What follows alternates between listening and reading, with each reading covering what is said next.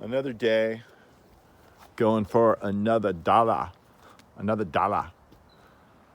Give me $5 to make you holla. Hey, so what am I doing? Well, believe it or not, before I had Golden Gate Palms, that was my nursery. 20 years ago, believe it or not. These plants are all 20 years old down here. I kind of sort of abused and abandoned them. Some of them died. This is too busy, but this is my desperate attempt to be able to grow palm trees before I actually owned enough land over there in Richmond to do it much more easily than putting them down at the bottom of my hill. There's nearly no flat land on my property, and I had to create it.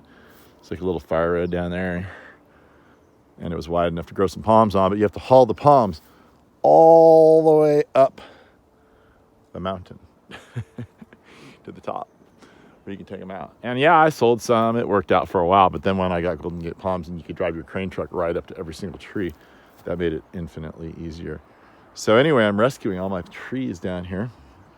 And yeah, deer, these things, believe it or not, these things had hardly any water for like 3 or 4 years.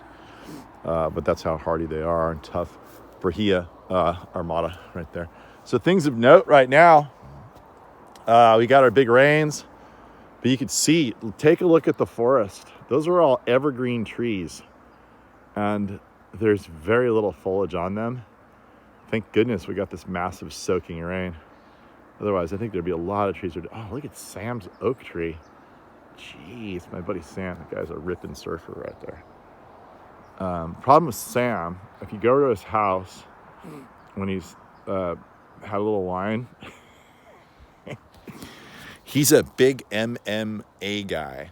I don't know what that stands for. But that means like crazy fighting, like where they like have chokeholds and stuff like that.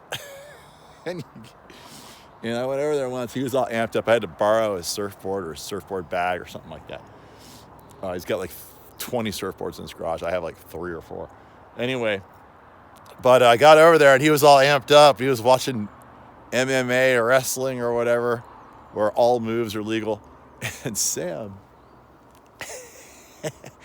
we were going to make a zip line from my house to his house. His pool's right up there. We were thinking like there's a way to like land in the pool. You'd be like 400 feet above the valley at one point. We finally kind of decided against that.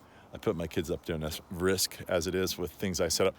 But anyway, I went to Sam's house and he's like, dude, I want to show you these. He's super fit, super strong.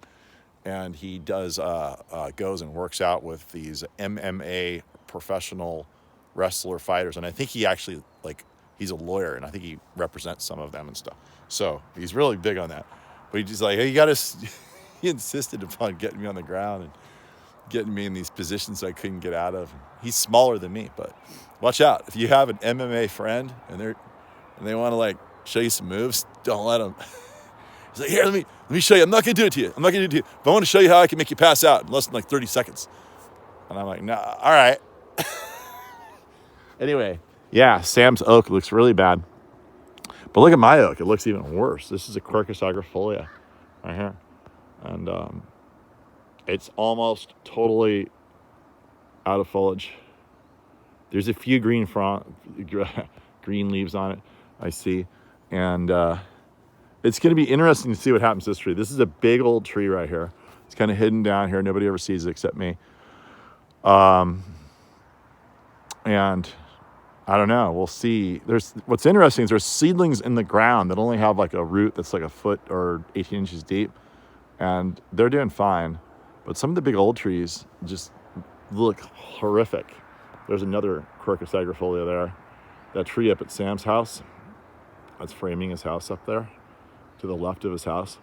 That also is a Quercus agrifolia, big old one. So anyway, something to note. But oaks, okay, let's talk about other things.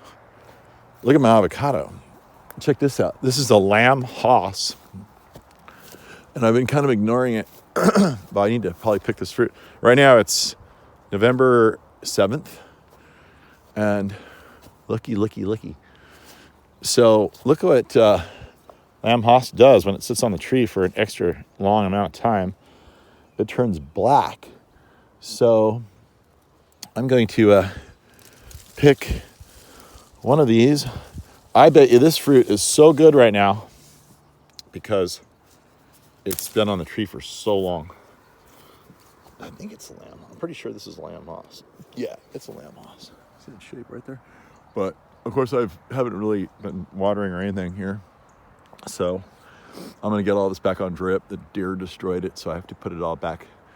But it was kind of surprising to come down here and see how black this gets if left on the tree this long. Normally people would be picking these things starting in May, and I would presume ending now.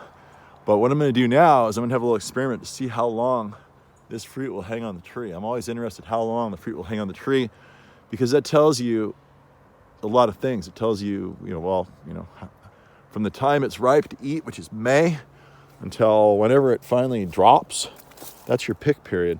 So if you can have a 6-month pick period, that's pretty amazing, which is so far what we have. And so I'll follow up a little bit. Like this is fruit that was set on the tree. What would that be? 18, 19 months ago? Here's fruit that was set on the tree this past spring. That'll be for next year. That's why it's so much greener. And yeah, that's pretty much the story. Maybe I'll do a little taste test when I have this. Now the theory is that well, it's not theory, it's true.